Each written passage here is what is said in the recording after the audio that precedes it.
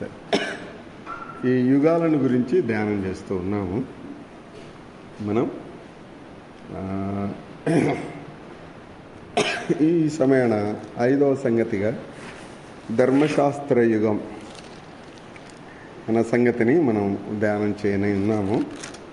ప్రతి యుగం కూడా ఒక మంచితో ప్రారంభమై ఒక తీర్పుతో ముగుస్తుంది అన్న సంగతిని నేను మళ్ళొకసారి జ్ఞాపకం చేస్తున్నాను. ప్రతి యుగం అని అంటే ఒక మంచితో ప్రారంభమై ఒక దేవుని తీర్పుతో లేదా దేవుని ఆశీర్వాదంతో ప్రారంభమై దేవుని తీర్పుతో ముగిసేటువంటి కార్యక్రమాన్ని, ఆ మధ్య కాలాన్ని ఒక యుగముగా భక్తులు నిర్ణయించారు అన్న సంగతిని జ్ఞాపకం చేస్తున్నాను. ఈ సమయంలో మనం ధ్యానం చేయనున్న విషయం ఏమిటంటే ధర్మశాస్త్ర యుగము. ధర్మశాస్త్ర యుగము. ఈ ధర్మశాస్త్ర యుగములో దాని ప్రారంభం, దాని ముగింపు అన్న సంగతులను మనం నేర్చుకుందాము. దీనిని గురించినటువంటి 4 క్లాసులు మనం వింటాం. 4 క్లాసులు మనం వింటాము. జాగ్రత్తగా కొద్దిగా మనం నేర్చుకుందాము. ఈ సమయంలో మనం నేర్చుకోవడానికి చదివే వాక్య భాగాన్ని నిర్గమకాండం 19వ అధ్యాయం 1 నుండి 8 వచనాలను మనం చదువుకుందాం. 1 నుండి 8 వచనాలు. నిర్గమకాండం 19వ అధ్యాయం. నిర్గమకాండం 19వ అధ్యాయం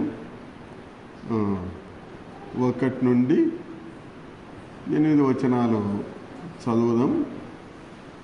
దేవుని కృపలో నుండి దేవుడు మనకిచ్చిన దానిని అర్థం చేసుకుందాం. సరేనా? నిర్గమకాండం 19వ అధ్యాయం 1 నుండి 8 వచనాలు అందరం చదువుకుందాం. చదవగలిగిన వాళ్ళందరం చదువుకుందాము. ఇశ్రాయేలీయులు ఐగుప్తు దేశం నుండి బయలుదేరిన 3వ నెలలో, వారు బయలుదేరిన నాడే 3వ నెల ఆరంభ దినమందే వారు సీనాయి అరణ్యమునకు వచ్చిరి. వారు రెఫీదీము నుండి బయలుదేరి సీనాయి అరణ్యమునకు వచ్చి ఆ అరణ్యమందు దిగిరి. అక్కడ ఆ పర్వతం ఎదుట ఇశ్రాయేలీయులు విడసిరి. మోషే దేవుని యొద్దకు ఎక్కిపోగా యెహోవా ఆ పర్వతము నుండి అతనిని పిలిచి, నీవు యాకోబు కుటుంబీకులతో ముచ్చటించి ఇశ్రాయేలీయులకు తెలుపవలసినదేమనగా, నేను ఐగుప్తీయులకు ఏమి చేసితనో మిమ్మును గద్ద రెక్కల మీద మోసి నా యొద్దకు మిమ్మును ఎట్లు చేర్చుకొంటినో మీరు చూచితిరి. కాగా మీరు నా మాట శ్రద్ధగా విని నా నిబంధన అనుసరించి నడిచిన ఎడల మీరు సమస్త జనులలో నాకు స్వకీయ సంపాద్యమగుదురు. సమస్త భూమియు నాదే గదా. మీరు నాకు యాజక రూపమైన రాజ్యముగాను పరిశుద్ధమైన జనముగాను ఉందరని చెప్పుము. నీవు ఇశ్రాయేలీయులతో పలకవలసిన మాటలు ఇవే అని చెప్పగా మోషే వచ్చి ప్రజల పెద్దలను పిలిపించి యెహోవా తనకు ఆజ్ఞాపించిన ఆ మాటలన్నీ వారి ఎదుట తెలియపరచెను. అందుకు ప్రజలందరూ యెహోవా చెప్పినదంతయు చేసేదమని ఏకముగా ఉత్తరమిచ్చిరి. అప్పుడు మోషే తిరిగి వెళ్ళి ప్రజల మాటలు యెహోవాకు తెలియజేశాను. ప్రార్థన. నైనా మరొకసారి మీ దాసుడు ప్రార్థించినట్లుగా మరొకసారి మీ సందులో మేమందరం నీ వాక్య భాగాన్ని చదువుకొని మీ దగ్గర కూర్చుండగా దయ చూపించుదరని స్తోత్రం. ఈ దినము ధర్మశాస్త్ర యుగ ప్రారంభం, దాని ముగింపు అన్న సంగతిలో నుండి ధర్మశాస్త్ర యుగము అన్న సంగతిని మేము ధ్యానం చేసుకుంటుండగా, ఆలోచన చేసుకుంటుండగా మాకు కావలసిన తలంపులను నైనా మీరు సిద్ధపరిచినందుకు స్తోత్రములు. మమ్మను మీ వాక్య భాగం చేత ఆదరించుదరని స్తోత్రములు. ఈ సమయమంతటిని దీవించి మాకు ఇవ్వాల్సిందిగా వేడుకుంటూ నిలబడిన ఈ నిష్ప్రయోజకుని కృపతో మీరు జ్ఞాపకం చేసుకొని చాలిన సహాయం ఇచ్చి కృపనిచ్చి ఆదరించమని అడుగుతూ స్తోత్రం చెల్లిస్తూ వాక్యమైన మా ప్రభు అయిన క్రీస్తు యేసు అను శ్రేష్ఠ నామమున అడిగి వేడుకుంటున్నాము తండ్రి. ఆమేన్. సరే, ఈ చదివిన వచనాలలో నుండి మనం చూసే మాట ఏంటంటే, ఇశ్రాయేలీలు ఐగుప్తు దేశంలో నుండి బయలుదేరి వచ్చిరి. వీళ్ళు బయలుదేరి వచ్చినప్పుడు ఒక మంచి దీవెనతో వచ్చారు. పస్కా పండగ, పస్కా దీవెనతో వీరు బయలుదేరి వచ్చారు అన్న సంగతిని, అనగా విమోచింపబడిన వారుగా, రక్షింపబడిన వారుగా, గొర్రెపిల్ల రక్తం చేత కడగబడిన వారుగా, దేవుని ప్రత్యేకంగా దేవుడే స్వయంగా కలగజేసుకొని ప్రజలను విడిపించుట చేత వీరు బయలుదేరి వచ్చారు అన్న సంగతి మనం చదువుతాం. ఒక మాట ప్రియులారా, దేవుడు ఎప్పుడు కూడా ఆయన మాట వినాలని, ధర్మశాస్త్ర కాలమంతా కూడా మరొక అనగా మనం 4 క్లాసులలో మనం నేర్చుకోబోయే మాటలు ఉంటాయి. అంత ఒక్కసారి మనం విపులంగా నేర్చుకోలేము. ఇప్పుడు 2 మాటలు జ్ఞాపకం చేస్తాను చూడండి. 5వ వచనంలో 2 పదాలు ఉంటాయి. 1 విని, 2 అనుసరించి నడుచుట. 5వ వచనంలో ఉంది వినుట, అనుసరించి నడుచుట. విని 5వ వచనంలో వినుట, 2ది అనుసరించి నడుచుట. అంతే, ధర్మశాస్త్రం అంతా కూడా ఇదే, వినడము అనుసరించి నడవడం.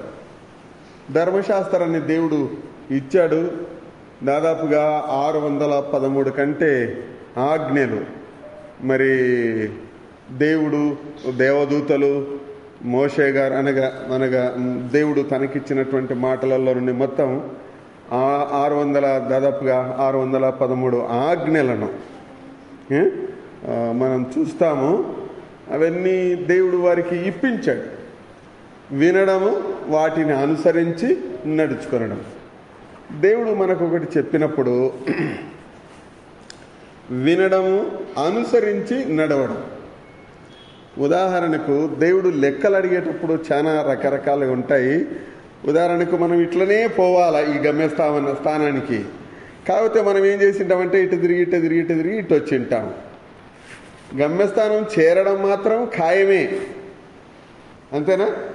వీడికి పోయేది మాత్రం ఖాయమే. అయితే ఈ పోయేటప్పుడు నేరుగా ఇట వెళ్ళాలి అనేటువంటిది నియమం ఒకటి ఉండింటుంది. అయితే మనం ఏం చేసింటాము, పోతుండేది మాత్రం ఖాయమే, కాకపోతే పాయింట్ మాత్రం సేమ్. ఇక్కడి నుంచే మొదలుపెట్టాము.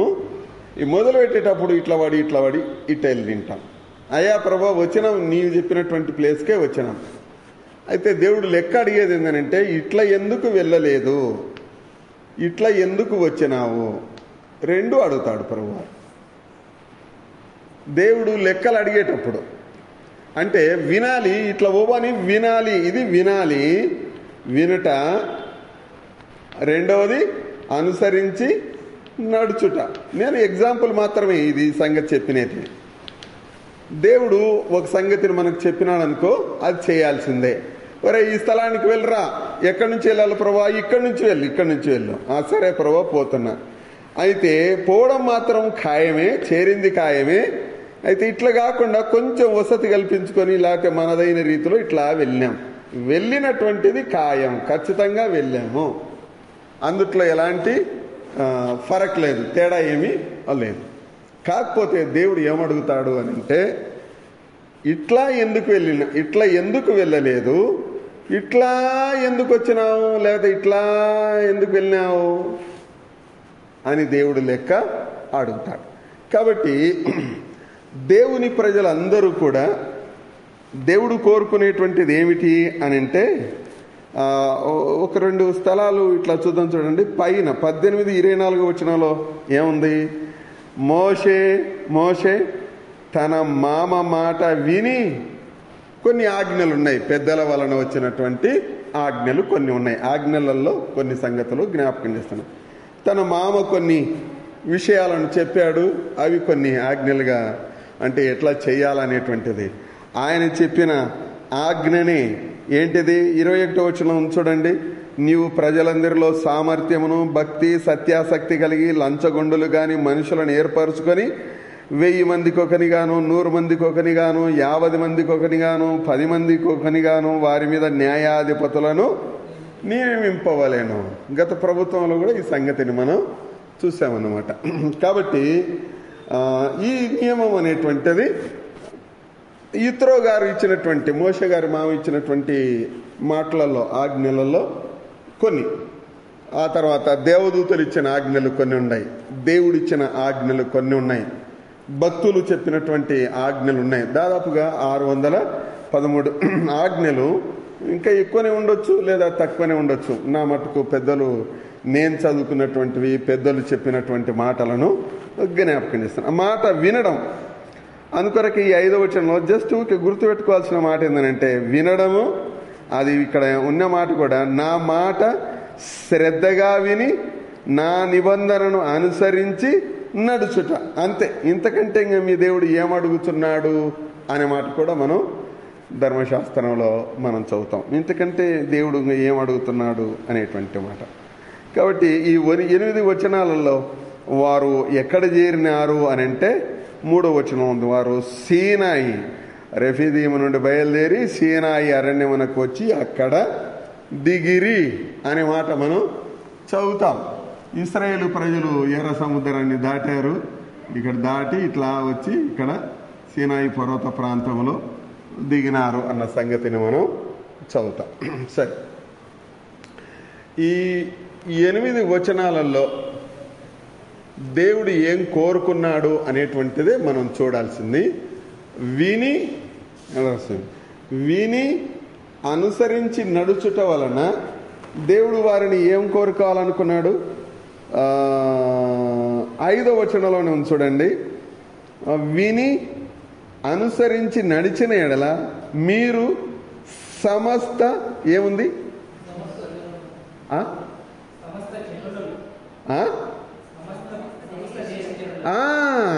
ఆ పాయింట్ చాలా గుర్తుపెట్టండి. సమస్త దేశ, వరల్డ్ వైడ్గా దేవుని దీవెన కుంచుకొని పోదు. ఇప్పుడు పెద్ద మనుషులు ఎవరికి పెద్దలు ఉంటారు? ఓ కులానికి పెద్ద మనుషులు ఉంటారు, లేదా ఒక మతానికి పెద్ద మనుషులు ఉంటారు. లేకపోతే ఇట్లా అనుకుందాం, మన మందిరంలో అందరం కలిసి ఉన్నాం, పెద్ద మనుషులు ఉంటారు. ఏ సంఘానికి ఆ సంఘానికి పెద్ద మనుషులు ఉంటారు.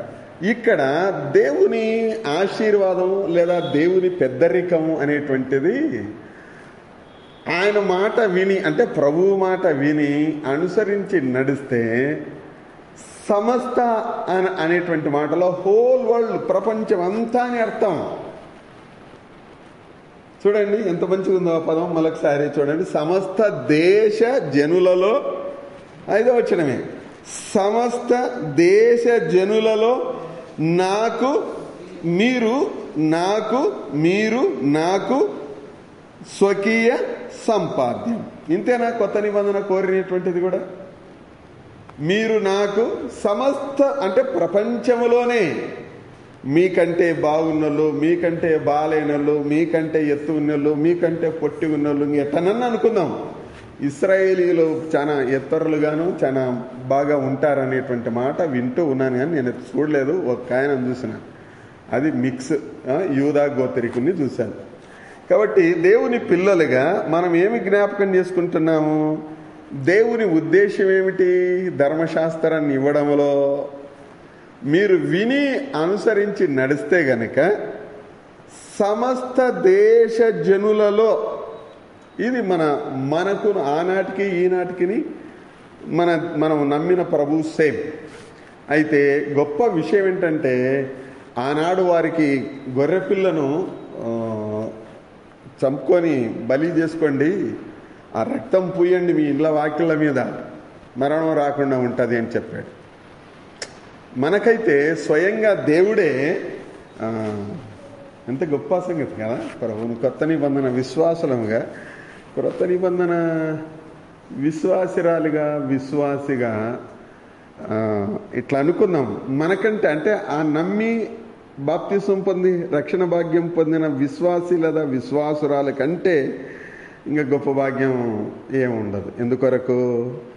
ఆదియందు భూమి ఆకాశములను సృజించిన దేవుడు దినముల అంతమందు మన కొరకు తన ప్రాణం పెట్టాడు. ఇప్పుడు ప్రభువును నమ్మినటువంటి వారు ఎంత భాగ్యవంతులు, ఎంత దీవించబడినటువంటి వారు, ఎంత గొప్ప జనము. ఇక్కడ ఉన్నటువంటి మాట, నాకు స్వకీయ సంపాద్యం, నా సంపాదన, నా ఆస్తి, నా సంపాదన. తల్లిదండ్రులు మాకునే ఆస్తి వీడే లేకపోతే ఈమెనే అని అంటారు చూడండి. నా సంపాదన అపవాది మరణము నుండి, అపవాది శ్రమలన్నిటి నుండి విడిపించి వీరిని నేను రక్షించాను. సమస్త దేవతలకు తీర్పు తీర్చి వీళ్ళను నేను రక్షించాను. అంతేనా? ప్రభువారు నిర్గమకాండంలో ఉంటుంది చూడండి, సమస్త దేవతలకు నేను తీర్పు తీర్చానమాట. ఎన్నో అధ్యాయము? 12వ అధ్యాయం 12వ వచనం. ఈజీగా ఉంటుంది గుర్తుపెట్టుకునడానికి. 12వ అధ్యాయం 12వ వచనం. ఆ రాత్రి, నిర్గమకాండం 12వ అధ్యాయం 12వ వచనం. ఆ రాత్రి నేను ఐగుప్తు దేశమందు సంచరించి ఐగుప్తు దేశమందలి మనుషులలోనే గాని జంతువులలోనే గాని తొలి సంతతి హతము చేసి, ఆ తర్వాత ఏముంది? ఐగుప్తు దేవతలకందరికీ, ఎంత మంచి మాట. అంటే ఆయన శక్తి ఎంత గొప్పది, ఆయన ఎంత గొప్ప దేవుడు, ఎంత సర్వశక్తిమంతుడు. ఐగుప్తు దేశంలో ఉండే దేవతా సంబంధమైనటువంటి వాటిలలో మాంత్రిక శక్తి ఒకటి. మాంత్రిక శక్తులు అంటుంటారు కదా, మంత్రాలు తంత్రాల శక్తులు అంటుంటారు కదా. ఐగుప్తు దేవతా సంబంధమైన శక్తులలో అది ఒకటి.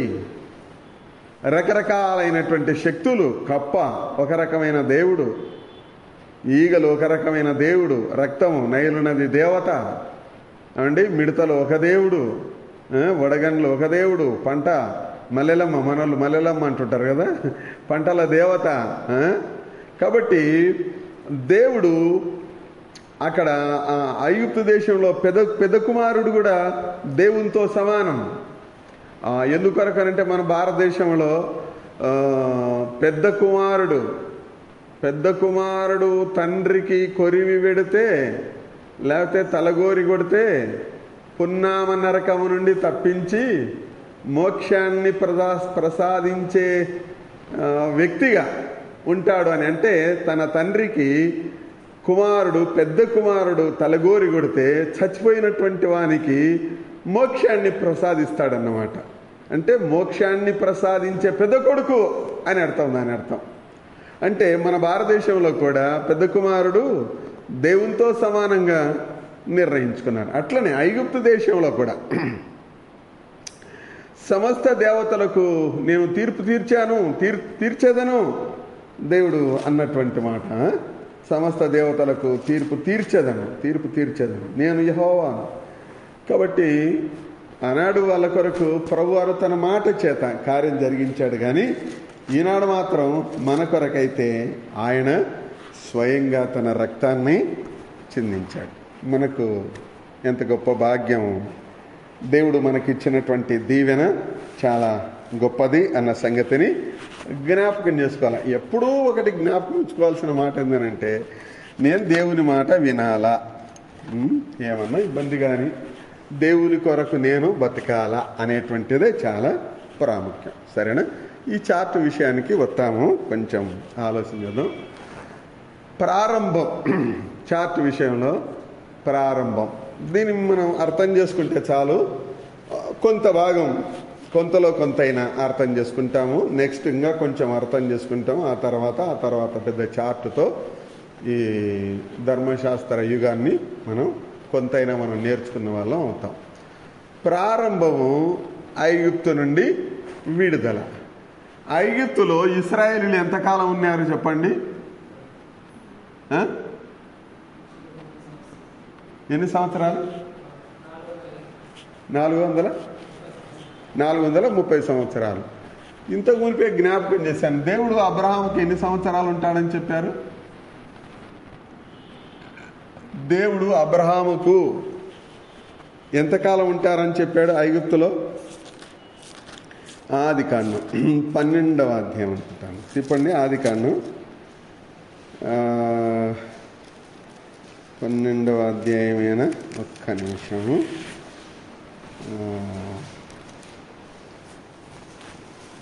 ఇది ఎన్నో అధ్యాయం? 15వ అధ్యాయం. 15వ అధ్యాయం 14వ వచనం. 15వ అధ్యాయం 14వ వచనం. నేనా ఎన్నేళ్ళు? రెఫరెన్స్ చెప్పండి. ఆదికాండం 15, 14 వరుసగా ఉంది కదా. మళ్ళీ 30 సంవత్సరాలు ఏంది మరి?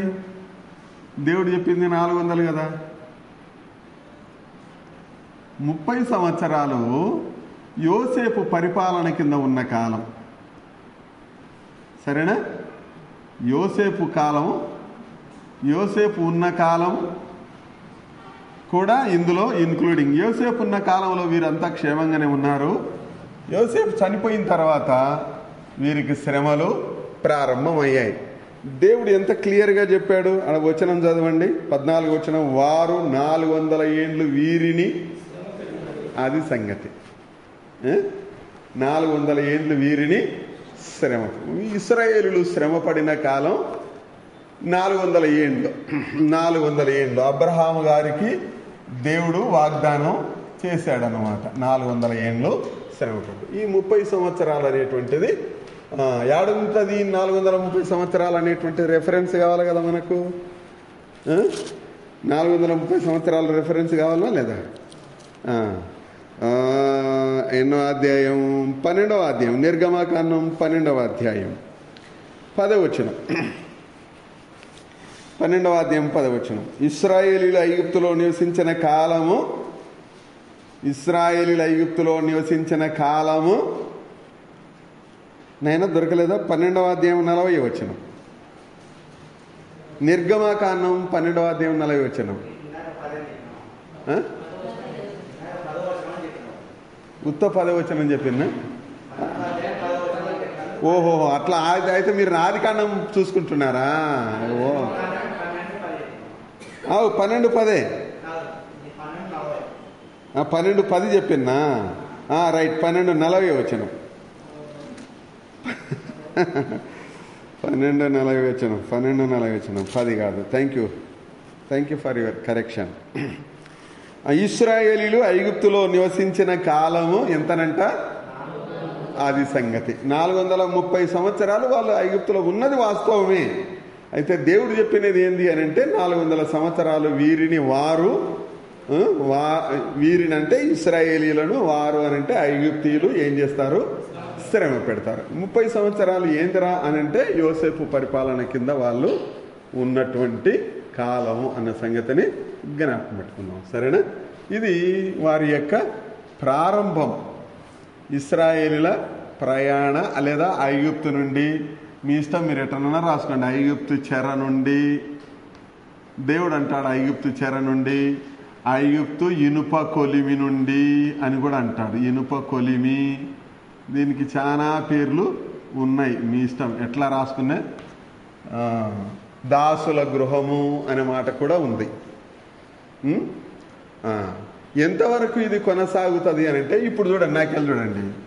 యేసు ప్రభువారు సిలువ వేయబడినారు, అవునా? ఇంతవరకు నేను గీసిన సిలువ కరెక్టే ఉంది.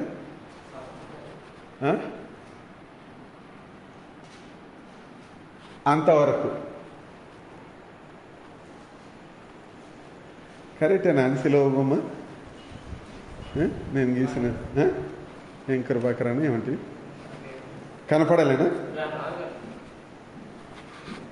రాంగ్ అన్నావా? ఎంతవరకు?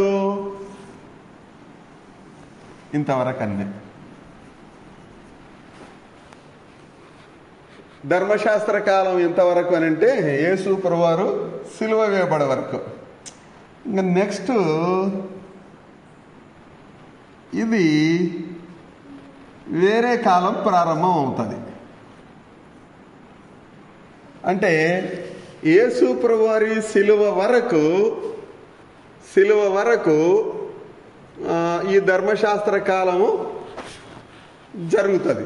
మనం తర్వాత సంగతులను చదువుదాము, గుర్తు పెట్టుకుందాం అంత మాత్రం. ఆ తర్వాత అంటే యేసు ప్రభువారు సిలువ వేయబడడం ధర్మశాస్త్రానికి ముగింపు ప్లస్ కొత్త నిబంధనకు ప్రారంభం, రెండింటికి కూడా ప్రధాన కేంద్రం సిలువనే. ఆ కారణాన నేను ఈ ఆఫ్ గీయాల్సి వచ్చిందనమాట ఇట్లా. రైట్, సరే. ధర్మశాస్త్రం ఇది మొత్తం ఇట్లా అనమాట. ధర్మశాస్త్రం ఇవ్వబడింది, ధర్మశాస్త్రము నెరవేర్చబడింది. ఇప్పుడు చదవండి వచనం, మత్తయి సువార్త 27, 50, 51. మత్తయి సువార్త 27, 50, 51. అయిపోయి అంతే.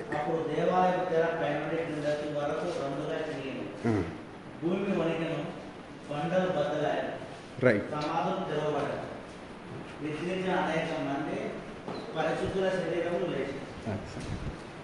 అంతటితో ధర్మశాస్త్ర కాలం అయిపోయింది. అదే సందర్భాన అంటే ఒక క్రైసిస్ అనేటువంటిది ఎప్పుడు కూడా జ్ఞాపకం పెట్టుకోవాల్సినది ఏంటంటే, ఒక దీవెనతో ప్రారంభమై ఒక తీర్పుతో ముగుస్తుంది అన్న సంగతిని ఎప్పుడు కూడా జ్ఞాపకం పెట్టుకోవాలి. ఒక యుగం అనేటువంటిది ఒక దీవెనతో ప్రారంభమై తీర్పుతో ముగుస్తుంది. ఇశ్రాయేలీలు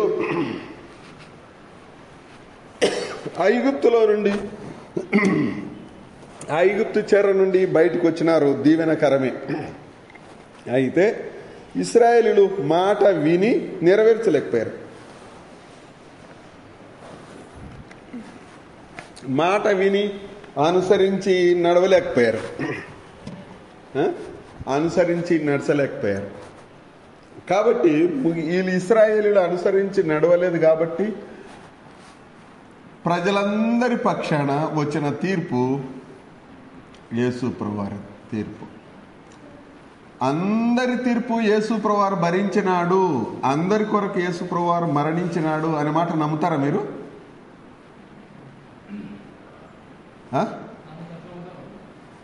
నమ్ముతారా? గుడ్డిగా నమ్ముతారా, వాక్యాధారంతో నమ్ముతారా? లో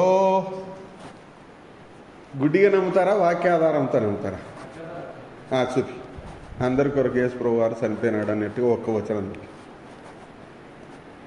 అంటే ఉంటుంది. అంటే అది మాత్రం కరెక్ట్, నువ్వు అనే పదం కరెక్టే. ఇప్పుడు చదువుదాం హెబ్రీ పత్రిక 2:9. యేసు ప్రభువారు అందరి కొరకు ప్రాణం పెడితేనే మనకు సరిపోయేది, లేకపోతే వద్దు. దేవుని కృప వలన అది సంగతి. ప్రతి మనిషిని కొరకు అంతేనా? గుడి తిరిగా ఉందా, ఉత్త గుడే ఉందని? ప్రతి అంతే, ఒక్కొక్కరి ప్రతి మనుషుని కొరకు. అంతేనా? ఎంత బాగుంది కదా. అందరి కొరకు, అనేకుల, ఎన్నో పదాలు ఉంటాయి. మనం అదేందది మత్తయి సువార్త 26 నుంచి 28 వచనాల మధ్యలో ఏం చదువుతాము? అనేకుల కొరకై చిందింపబడుతున్న నిబంధన, అనేకుల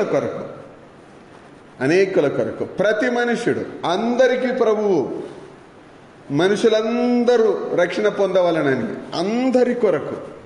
ఆ వచనాలు గుర్తుపెట్టుకొని ఇట్లా అందరి కొరకు ప్రాణం పెట్టిన వారు ఎవరున్నారు అని మనం క్లియర్గా అడగచ్చు. ఒకవేళ ఇది సంపూర్తిగా అనిపించకపోతే కనుక హెబ్రీ పత్రిక 2వ అధ్యాయం 9వ వచనం. ప్రతి మనిషి అని చదువుతున్నాం కదా. ప్రతి మనిషి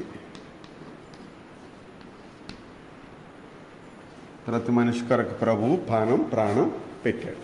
రైట్. ఇప్పుడు కొంచెం వివరంగా మళ్ళా విషయం. ధర్మశాస్త్ర కాలంలో ఇవి 3 అవసరం. ధర్మశాస్త్ర కాలంలో ఉన్నటువంటి ప్రజలను, ఇశ్రాయేలు ప్రజలను సమయం వచ్చే లేదా అటొచ్చే క్లాసులో జ్ఞాపకం చేస్తాను ఎన్ని ఏండ్లు అనేటువంటిది. ఒకటి విని అనుసరించి నడుచుకొనడం అనేటువంటి మాట మనం చదివాం 5వ వచనంలో, నిర్గమకాండం 19:5లో. విని అనుసరించి నడుచుకొనడంలో ఈ 3 మాటలు ఉంటాయి. విని అనుసరించి నడవడంలో బాధ్యత ఉంటుంది. ఆ విధంగా అనుసరించి నడవడమో తప్పిపోవడమో ఉంటుంది. మూడోది ఏంటంటే అనుసరించి నడిస్తే వచ్చే ఫలితము, లేకపోతే అనుసరించి నడవకపోతే వచ్చే ఫలితం. దీన్ని తీర్పు అని అంటారు. విశ్వాసులకు కూడా దేవుడు తీర్పు అనే రాయించి పెట్టాడు. 2వ కొరింథీ పత్రిక 5:10 అనుకుంటాను. మనమందరము క్రీస్తు న్యాయపీఠం ఎదుట, 2వ కొరింథీ 5:10 నేను ఒకసారి చూడు. అందున మనమందరము క్రీస్తు న్యాయపీఠం ఎదుట ప్రత్యక్షము కావాలి. అంటే దేవుని ఎదుట నిలబడి బహుమానాలు తీసుకునే ఆ ప్లేసు తీర్పు పొందే ప్లేస్ అని మనం చదువుతాము. గ్రీకులో బీమా అని ఉంటుంది. అని అంటే పెద్ద స్టేజ్ మాదిరి నిలబెట్టి దాని మీద ఒరే వీనికిది వానికిది వీనికిది అని ఎవరికి వాళ్ళకి ఇచ్చేయడం. సరే, ఇక్కడ ఉండేటువంటి మాట ఏంటంటే ధర్మశాస్త్ర కాలంలో లేదా ఒక యుగములో ఖచ్చితంగా ఆ యుగములో ఉన్నటువంటి మనుషులకు ఒక బాధ్యత ఉంటుంది. ఆ బాధ్యత ప్రకారం అనుసరించి నడుచుకొనడమో లేకపోతే పడిపోవడమో ఉంటుంది. అనుసరించి నడుచుకొనుట వలన ఫలితము ఉంటుంది. ఈ సంగతిని మనం 3 మాటలలో జ్ఞాపకం చేసుకుంటాం. ఒకటి బాధ్యత, 2 ఓటమి అని జ్ఞాపకం పెట్టుకున్నాం. ఎందుకొరకంటే దేవుని వాక్యాన్ని ప్రజలు ఎవరు కూడా నెరవేర్చలేకపోయారు, ఓడిపోయారు, లేకపోతే తప్పిపోయారు అన్న సంగతిని జ్ఞాపకం పెట్టుకుందాం. 2వ సంగతి ఓటమి. విని అనుసరించి నడుచుకొనడంలో ఓడిపోయారు. దాని ఫలితం తీర్పు అన్న సంగతిని జ్ఞాపకం చేసుకుందాం. సరేనా? ఇవి 3 ప్రతి యుగములో ఈ 3 ఉండి తీరేటువంటివే. ఇవి 3 ఉండి తీరేటువంటివే. తీర్పు ఇదంతా. సరే, ఇందుకు అవసరమైనటువంటి లేఖనములు బాధ్యత. ఒకటి విని, మనం ఇంత మునిపే మనం చదివాం. 2వది అనుసరించి నడుచుట. ఇది శ్రద్ధగా విని అనే మాట మనం చదువుతాం. 2వది అనుసరించి నడుచుకొనడం అనేటువంటిది చదువుతాం. ఇంతే దేవుని పిల్లలుగా వినడము, దాని ప్రకారంగా ప్రవర్తించడం. ఆ తర్వాత ఫలితం అనేటువంటిది దేవుడిచ్చేటువంటి.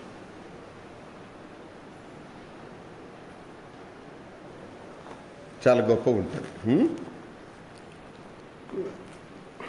బాధ్యత.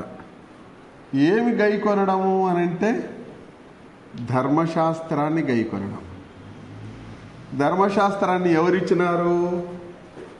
నేనా? ధర్మశాస్త్రాన్ని ఎవరిచ్చినారు? గట్టిగా చెప్పండి. దేవుడిచ్చినాడా? దేవుడిచ్చినాడా? దేవుడే ఇచ్చినాడా? దేవుడు మాత్రమే ఇచ్చినాడా?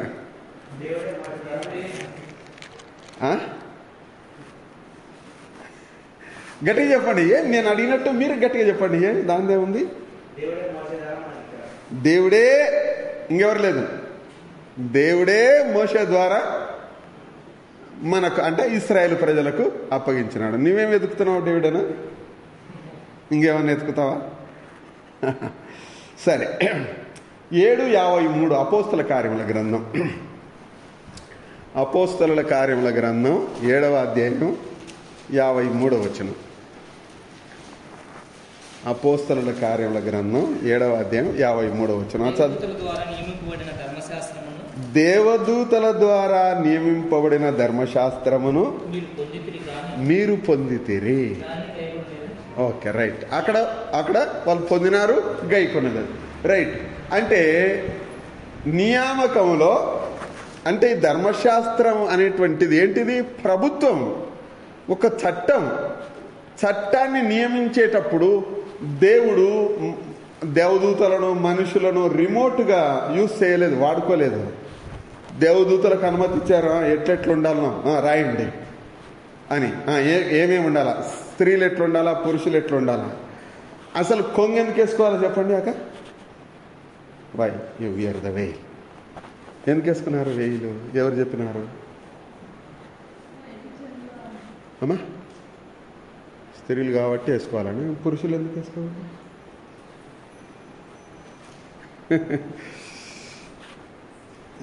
ఈ ముసుగు వేసుకొనట అనేటువంటిది పత్రికలలో మనం చూస్తాం. దేవదూతల ద్వారా నియమింపబడిన సూచన అని ఉంటుంది. మీరు తర్వాత అంటే రెఫరెన్స్ దీన్నే ఉంది, ఇంకెక్కువ మాట్లాడుతుంది బయటకు వస్తుంది, ఎత్తుకలాడండి ఇంటికాడ, పెద్ద సంగీతం కాదు కదా. అంటే ప్రతిదీ కూడా దేవుడు వ్రాసి ఇచ్చాను, పలకలు రాసి ఇచ్చాను. మోషన్న చెప్పాడు దేవుడు ఇచ్చాను అంటే దీనికి అంతటికి దేవదూతలు దేవుడు కలిసి వారికి ధర్మశాస్త్రాన్ని, అందుట్లో దేవుడు అని అంటే క్లియర్గా చెప్పాల్సినటువంటిది ఇంకా ఏమైనా ఉంది అని అంటే మన ప్రభు అయిన యేసుక్రీస్తు వారు దేవుడు అనుగ్రహించిన ధర్మశాస్త్రము ఇది కదండి. కాబట్టి దేవుడు అనుగ్రహించిన ధర్మము అని అంటే ఇందులో ధర్మము అని అంటే మామూలుగా మన భాషలో ధర్మం అని అంటే, తెలుగులో ధర్మం అంటే భిక్ష. ఇందులో ధర్మము అంటే మతం. ధర్మము ఇశ్రాయేల్ భాష ప్రకారం ధర్మము అని అంటే అనుసరించి చేసే చట్టం. సరేనా? రైట్. నియామ అని అన్నది నియమావళి, వారి మతానుసారంగా చేయాల్సినటువంటి నియమాలతో కూడిన శాస్త్రము. సరేనా? దీన్ని గైకొనడం బాధ్యత. రైట్. రెండవది ఏంటంటే చదువుతున్నాము, ఓడిపోయినాడు, ఓటమి లేదా తప్పిపోవడం. చదువుదామా? రాజుల 2వ గ్రంథం 17వ అధ్యాయం. ఒకసారి ఎవరుంటారు అక్కడ? తిప్పండి. రాజుల 2వ గ్రంథం 17వ అధ్యాయం. 17వ అధ్యాయం ఎన్నో వచనం నుండి 7వ వచనం నుండి 20వ వచనం వరకు. అంటే నేను కొన్ని సంగతులను అక్కడక్కడ జ్ఞాపకం చేస్తాను. ఈ 17వ అధ్యాయం అంతా కూడా దేవుడి పరిపాలన కింద ఉండాల్సినటువంటి ప్రజలు మరి 2వ వచనంలో తన పూర్వీకులైన ఇశ్రాయేలు రాజులు చెడుతనము చేసినంత మట్టుకు చేయకపోయినను యెహోవా దృష్టికి అది సంగతి. జస్ట్ ఆ తర్వాత అంటే వారు చేసినటువంటి చెడుతనం. ఆ తర్వాత 7వ వచనం, ఇశ్రాయేలీలు ఐగుప్తు దేశంలో నుండి ఐగుప్తు రాజైన ఫరో యొక్క బలము క్రింద నుండి తమ్మును విడిపించిన తమ దేవుడైన యెహోవా దృష్టికి ఏం చేసిరి? పాపము చేసి ఇతర దేవతల యందు భయభక్తులు. అయ్యో. ఆ తర్వాత 8వ వచనంలో తమ ఎదుట నిలవకుండా యెహోవా వెళ్ళగొట్టిన జనముల కట్టడలను, ఇశ్రాయేలు రాజులు నిర్ణయించిన కట్టడలను అనుసరించుచు ఉండిరి. 9వ వచనంలో తమ దేవుడైన యెహోవా విషయములో కపటము కలిగి, అండర్లైన్ చేయండి ఈ వచనము, బోధ విషయంలో అవసరమైనటువంటిది. నేను ఏదైనా డాక్ట్రిన్ బోధ అన్న సంగతిని చెప్పవలసి వస్తే ఈ సంగతిని ఖచ్చితంగా జ్ఞాపకం చేస్తాను. ఏది? 17:9వ వచనం ఖచ్చితంగా జ్ఞాపకం చేస్తాను. ఇశ్రాయేలీలు తమ దేవుడైన యెహోవా విషయంలో ఏం బోధ చేస్తున్నారన్నది, కపటము కలిగి దుర్బోధలు బోధించిరి. మీరైనా కానీ ఏదైనా ఒక బోధను స్టాండర్డ్ చేసుకోవాలనుకున్నప్పుడు ఈ వచనాన్ని ఒకవేళ నేను చచ్చిపోయినా సరే మీరు మతిపెట్టుకోవాల్సింది ఏంటంటే 2వ రాజుల గ్రంథం 17వ అధ్యాయం 9వ వచనం అని అట్లా మనసులో ఉంచుకోనండి. రకరకాలైనటువంటి బోధలు ఉన్నాయి కాబట్టి దేవుని విషయంలోనే రకరకాలైనటువంటి తప్పుడు బోధలు చేశారు. 9వ వచనం. ఆ తర్వాత అదే 9వ వచనంలో, అడవి గుడిచెల నివాసులను ప్రాకారములు గల పట్టణ నివాసులను తమ స్థలములన్నిటిలో బలిపీఠములు కట్టుకొని, బలిపీఠములు, దేవుని బలిపీఠాన్ని విడిచిపెట్టారు. 11వ వచనంలో, తమ దేవుడైన యెహోవా తమ ఎదుట నిలవకుండా యెహోవా వెళ్ళగొట్టిన జనుల వాడుక చొప్పున ఉన్నత స్థలములలో ధూపం వేయచ్చు చెడుతనం జరిగి, జనుల వాడుక నవమి గివమి దశమి పంచమిలన్నీ ఎవరి వాడుక? జనుల వాడుక. దానిని అనుసరించడం మన వాడుకనేమో, జాగ్రత్త పడాల, లేకపోతే దేవుని దీవెన పొందలేదు. రకరకాలు ఉంటాయి జనుల వాడుకలు.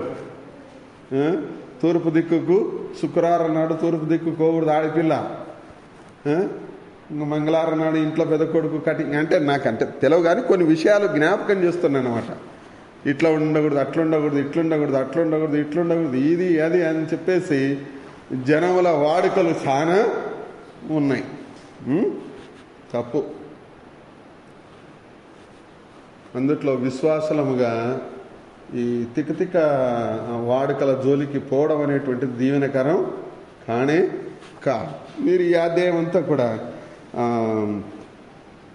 తర్వాత జనముల వాడుక అండర్లైన్ చేయండి. జనముల వాడుక ఇంకొకటి కూడా జ్ఞాపకం చేస్తాను. 15వ వచనంలో 15వ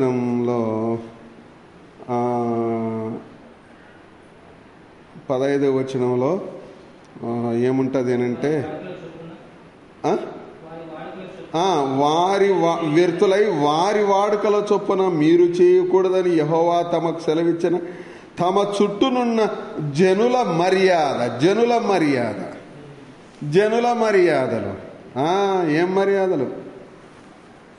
ఏం తల్లి ఒడిబియ్యం లేకపోతే ఎవరిన మర్యాద కదరా? జనుల మర్యాదలు కొన్ని ఉంటాయి. వాళ్ళకంటే అంటే వాళ్ళకు బోధించిన వాళ్ళు ఎవరు లేరు, తెలుసుకోవాలి మనం. లేకపోతే పసుపు కుంకుమ ఏడిపోతున్నారు, చెవుగుట్టనికి పోతున్నాం. ఒక్క చెవుకే ఎందుకు పెట్టాలా? ఇంత 6 తులం ఎందుకంటే 1 తులం బంగారం 2 తులాలు రింగ్ చెప్పి పెడితే ఏమి కాదు కదా. ఎడమ పక్కకు టవాల్ వేయాలా, వానికి వేసేదేమో 50 రూపాయల టవాలా, ఇప్పించుకునేదేమో చీర బట్టలు, మళ్ళా పైన ఒక 500 ఖర్చు. జనుల వాడుక. బయట చూడండి రకరకాలైనటువంటి వాడుకలు తమ ఈ 17వ అధ్యాయంలో చాలా విషయాలు మనకు దొరుకుతాయి. మీరుట అందుకొరకే ధర్మశాస్త్రమును ఏమైరి మీరిరి. మీరు లాస్ట్ వరకు చదవండి. ఇంకా చాలా చాలా విషయాలు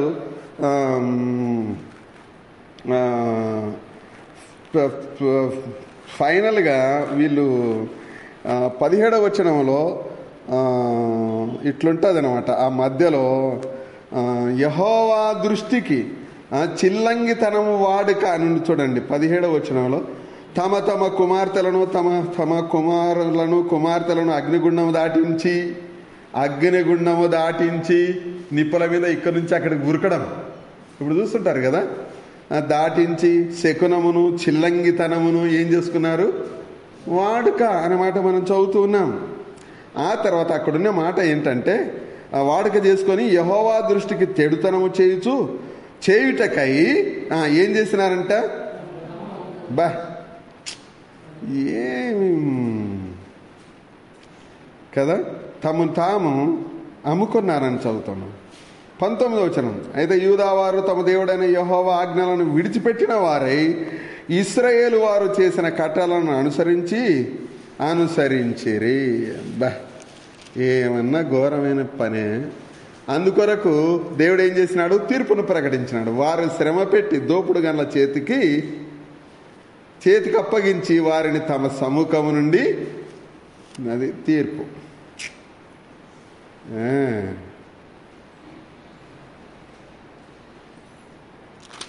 వినకపోతే దేవుడు సేవకుల ద్వారా చెప్పించిన మాట చొప్పున జరిగించాడని ఒక చోట ఉంది చూడండి. నేను 23వ వచనంలో 22లో ఇశ్రాయేలు వారు యెరోబాము చేసిన పాపములను దేనిని విడవక వాటిని అనుసరిస్తూ వచ్చారు. కనుక తన సేవకులైన ప్రవక్తల ద్వారా యెహోవా సెలవిచ్చిన మాట చొప్పున ఆయన ఇశ్రాయేలు వారిని తన సముఖము నుండి వెలగొట్టింది. ఆ హేతువు చేత వారు తమ స్వదేశములో నుండి అసూరు దేశంలోనికి చెరగొనిపోయి నేటి వరకు వారు అచ్చట ఉన్నారు. ఇండియాలో కూడా ఉన్నారు, అందుట్లో గుంటూరులో ఉన్నారు, మణిపూర్లో కూడా ఉన్నారు. కాబట్టి కారణం ఏంటిది అనంటే అనుసరించి నడవలేదు, అంటే ఓడిపోయారు లేదా తప్పిపోయారు. రైట్. ఇక్కడ మత్తయి సువార్త కూడా తిప్పండి, త్వరగా ముగిద్దాం.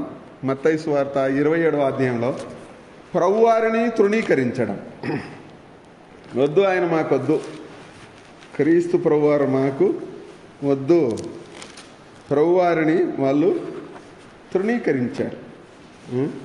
ఏం చేతుము 23వ వచనం, అందుకు అధిపతి ఎందుకు ఇతడు ఏ దుష్కార్యము చేశానని అడగగా వారు ఏమన్నారు? దీనికి ఒక రెఫరెన్స్ చెప్తారా? అధ్యాయము రెఫరెన్స్ సేమ్ 23 లూకాసు వార్త చూడండి, ఈడ రాసుకోండి. ఈ 23 దగ్గర ఆ 23 రాసుకోండి. లూకాసు వార్త 23 మొత్తం ఇవి 2:23లే. వారి కేకలే ఏమైనా తీసినవని ఒకే పట్టుగా చదువు అదేలేండి. అది వారి కేకలే గెలిచి, అది అంటే కేకల దీంట్లో చట్టమా వద్దా అనేది ఏం లేదు, జస్ట్ మొత్తుకొనడమే. వాని రక్తం వాని రక్తం మా మీద మా పిల్లల మీద ఉండుగాక, ఉట్టి గల్వ. ఫైనల్గా వారి కేకలే గెలిచాను అంటే క్రీస్తును వారు తృణీకరించారు, తమ నాశనాన్ని తామే తమ ఒడిలో పోసుకున్నారు, తప్పిపోయారు. ఫైనల్గా తీర్పు, 3వ సంగతి తీర్పు. ఏం చదువుతున్నాము? బాగా గుర్తుపెట్టుకోవాల్సిన మాట ఏంటంటే ద్వితీయోపదేశకాండం 28వ అధ్యాయాన్ని ఇట్లా గుర్తుపెట్టుకోవాలా, 2 భాగాలుగా, 1 నుండి 14 వరకు తిప్పండి. 1 నుండి 14 వరకు మీ దేవుడైన యెహోవా శ్రద్ధగా వినిన యెడల ఈ దీవెనలన్నీ మీ మీదకి వచ్చి మీకు ఏనైనా 28 మొదటి వచనం ప్రాప్తించును. ఇంత మంచి మాట. దేనికైనా కానీ ఏముండాలనంట? కృపాకరణ విన్నావా ఎప్పుడన్నా? దేనికైనా కానీ ప్రాప్తం ఉండాలరా. తినాలంటే ఏముండాలా? తినాలంటే ప్రాప్తం ఉండాలా అంటుంటారు కదా. కాబట్టి మీ దేవుడైన యెహోవా మాట శ్రద్ధగా వింటే ఈ దీవెనలన్నీ మీ మీదికి వచ్చి మీకు ప్రాప్తించును. అయిపోయింది. పారాగ్రాఫ్ అక్కడ స్టార్ట్ అయ్యి 14వ వచనంతో ముగింపు అవుతుంది. అంటే ఆ దీవెనలన్నీ వస్తాయి. ఇక 14 లేదా 15వ వచనం చూడండి.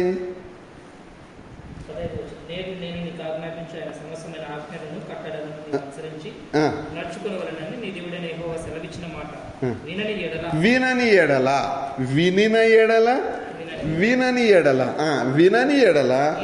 ఈ శాపములన్నీ మీ మీదికి వచ్చి సంభవించును. పేజీ తిప్పు, 7 వరకు ఉందో, ఎన్నో వచనం వరకు ఉందో చూడు ఒకసారి. ఈతల పక్కకు చూడు, 68 వచనాలు. 14 వచనాలలో దేవుని దీవెనలు చెప్తే శాపం అనేటువంటిది 68లో 14 తీసేస్తే 54 వచనాలు, అంతేనా? ఎంత క్లియర్ కట్గా ఉన్నాయంటే అందుట్లో ఒకడు దేవుని మాట వినలేదు అనడానికి గజ్జి కూడా ఉంది. అందుట్లో ఒకటి జ్వరం ఉంది, విపరీతమైనటువంటి రకరకాలైనటువంటి ఇబ్బందికరమైనటువంటి పరిస్థితులను కూడా మనం చూస్తాం. రైట్.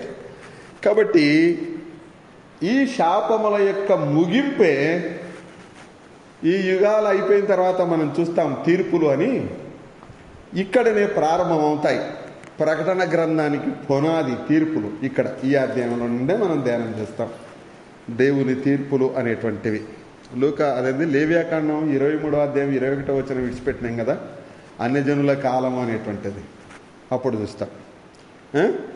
శాపములు, రకరకాలైనటువంటి శాపాలు, తీర్పు అన్నమాట. ఇది దేవుని భయంకరమైనటువంటి తీర్పు.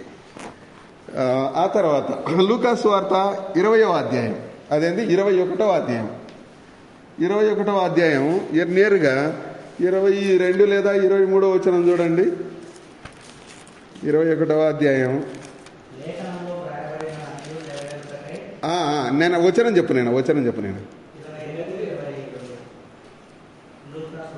22 కదా.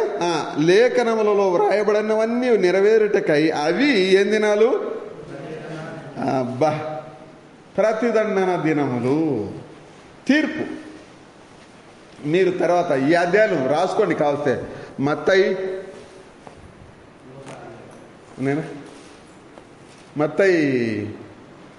24, మార్కు 13, లూకా 21.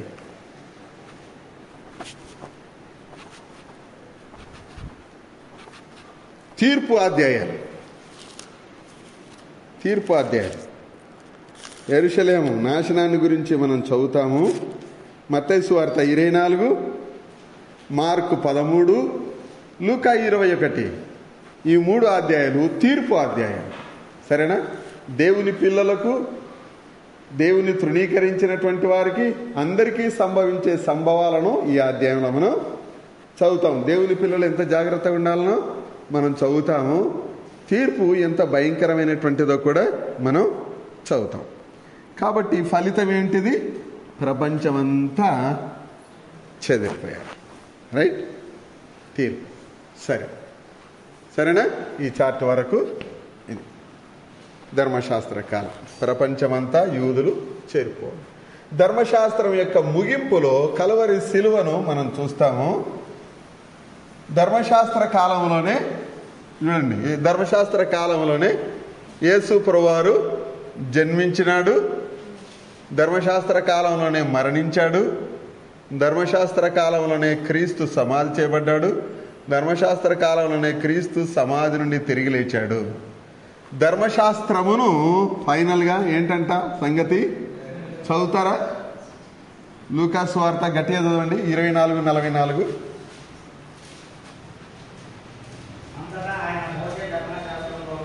అంతటా అంటే పునరుత్థానుడైన ప్రభు చెప్తున్నాడు. అంతటా మోషే ధర్మశాస్త్రములోను, ప్రవక్తల గ్రంథములలోను, కీర్తనలలోను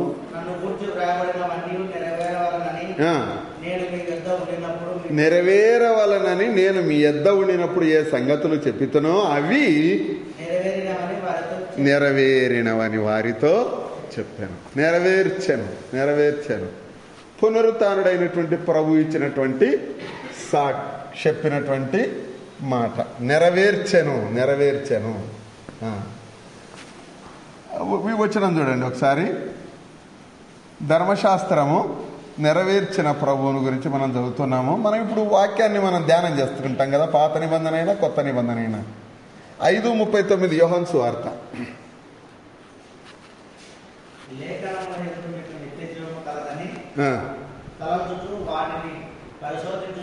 ఒక్క నిమిషం. లేఖనాలు చదవడం, బైబిల్ చదువుట మీరు చదువుతున్నారు ధర్మశాస్త్రాన్ని అయ్యా, దాంట్లో మీకు నిత్య జీవం గలదని మీరు చదువుతున్నారు. ఓకే, చదువుతున్నారా? చదవండి. అయితే నెక్స్ట్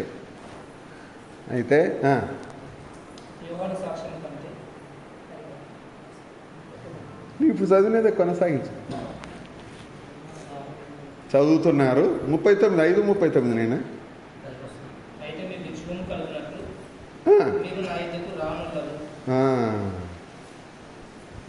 ఆయన యొద్దకు వస్తే అవే నన్ను గురించి సాక్ష్యం ఇస్తున్నాం. వినలేవా? ఎన్నో వచనం ఉంది?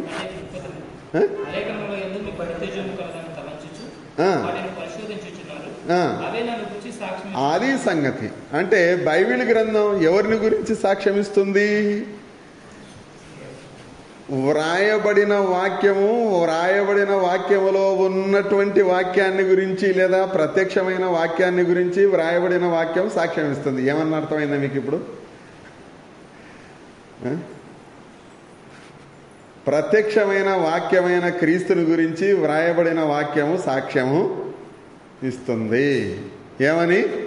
ఇది ఈయనలో నిత్య జీవం ఇస్తుంది. ఇప్పుడు ఫైనల్గా ఈ వచ్చిన ఇదేంది సంగతి మరి ఇక్కడ రాసి పెట్టినాను చూడండి. యోహాను సువార్త 5:46 ముగింపు అయిపోయింది. అక్కడే యోహాను సువార్త 5:46 చదువుదా?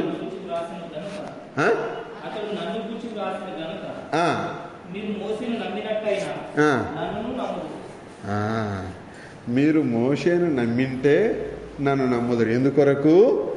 మేము మోషే పరిచారకులం, మోషే మాకు గురువు లేదా పెద్దోడు అని చెప్పుకుంటారా? ఆ మోషేని నన్ను గూర్చి రాశాడు అని చదువుతాం. నెక్స్ట్ క్లాస్లో మోషే ధర్మశాస్త్రాన్ని గురించి మనం చదువుతాం. ప్రార్థన చేసుకున్నాం. తల దయాళుడు అయినటువంటి తండ్రి, స్తోత్రములు మిమ్మల్ని హెచ్చిస్తూ గణపరుస్తూ పూజిస్తూ ఉన్నాం. నైనా ఇంతైనా మంచి దేవుడా, కృతజ్ఞతలు ప్రభువా. మరి రాత్రి వేళ ధర్మశాస్త్ర యుగ ప్రారంభ క్లాసు ఈ విధంగా వినటానికి మీరు ఇచ్చిన కృపకై స్తోత్రములు. చేరవచ్చిన బిడ్డలను బట్టి స్తుతిస్తున్నాం. ఈ మాటలు విన్నటువంటి వారిని, వినబోతున్న వారిని మీరు దీవించుదరని కృతజ్ఞతలు స్తోత్రములు సమర్పిస్తున్నాం. నమ్మదగినటువంటి మా మంచి ప్రభువా, మీ నామమును హెచ్చిస్తూ గణపరుస్తూ పూజిస్తుండగా మీరే మహిమ పొందండి. కావాల్సిన ఆయుష్ ఆరోగ్యం దయచేయండి. పిల్లల రిజల్ట్స్ రానై ఉన్నాయి నేను కృపతో జ్ఞాపకం చేసుకునండి. మరి ఎంట్రన్స్ నైనా మరి చేసి రాయనై ఉంది. మిగతా పిల్లలు ఎవరు రాయనై ఉన్నారో తెలియదు, కానీ ప్రభా బిడ్డలందరినీ ముందుట్లో చేసి జ్ఞాపకం చేస్తూ ఉన్నాం. కృపతో మీరు జ్ఞాపకం చేసుకునండి. ప్రభు ఆమె ఇంటి దగ్గర ఉండాలన్నా, హాస్టల్లో ఉండాలన్నా మీరు ఎరిగిన దేవుడు. చాలిన సహాయం అనుగ్రహించండి. మీరు మహిమ పొందండి, ఘనత పొందండి. స్తోత్రం. రాత్రి వేళ అందరికీ మంచి విశ్రాంతి దయచేయండి. ఉదయం లేచి స్తుతించుటకు భాగ్యం దయచేయండి. మీ సంఘమును మీరు దీవించుదరని మీ దయగలిగిన చేతులకు అప్పగించుకుంటూ స్తోత్రాలు అంటూ క్రీస్తు యేసు ప్రభువు అనే ఘనమైన నామమున కృతజ్ఞతలు సమర్పిస్తున్నాము తండ్రి. ఆమేన్. ఆమేన్.